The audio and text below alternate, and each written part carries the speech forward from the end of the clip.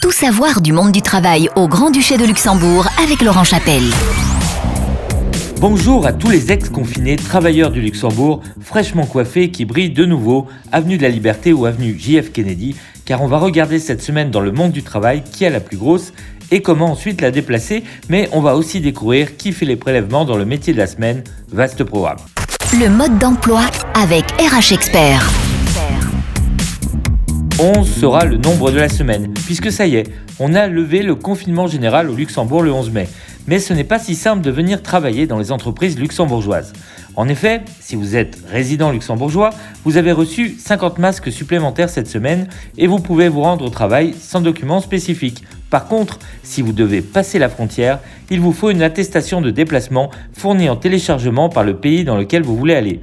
Si vous êtes résident français, allemand ou belge, il vous faut une attestation, tant que ces 3 pays n'ont pas permis de passer la frontière sans motif valable. Cela coûte quand même entre 135 € à 250 € d'amende selon le pays. Sachez aussi que la loi du 17 avril 2020 oblige votre patron à vous protéger contre le Covid au travail et que cette maladie a été recommandée par l'AAA comme maladie professionnelle dans le cas où vous l'avez eu au travail. On peut encore rester chez soi et certains utilisent actuellement le congé pour raison familiale exceptionnelle qui devrait prendre fin très bientôt, le 25 mai.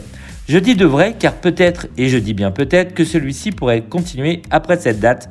Mais pour l'instant, le 25 mai, si vous avez un congé pour raison familiale, vous devez reprendre le travail, même si votre enfant n'est plus accepté en crèche ou que l'école n'a pas repris. Pour le télétravail, on commence à voir les problèmes qui arrivent.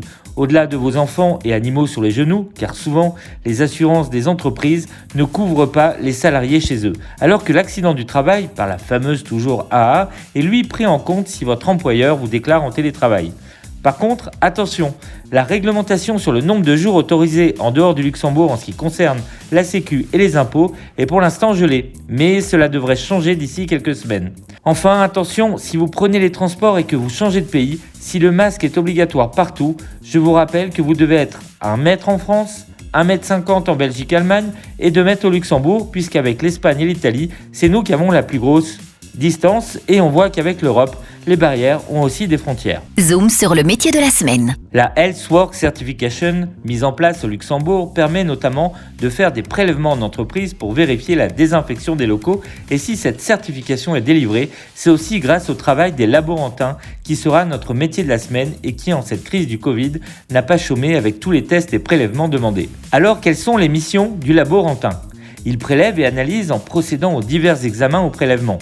Il entretient et vérifie en préparant tous les instruments, la transmission des résultats et leur interprétation, puis il assure le suivi thérapeutique. Il doit faire preuve de compétence dans la mise au point et l'utilisation des appareils employés au laboratoire. C'est lui qui assiste le chef de service dans l'exécution des divers travaux et qui procède aux travaux analytiques.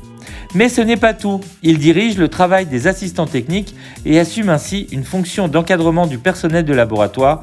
Leur nombre est en forte croissance et au vu des événements, cela ne va pas s'arrêter.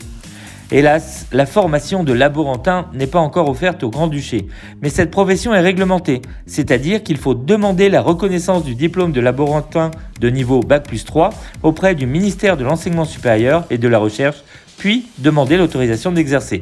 Comme toute profession de santé réglementée au Luxembourg, les connaissances linguistiques requises sont les mêmes, avoir comme langue maternelle le français, l'allemand ou le luxembourgeois.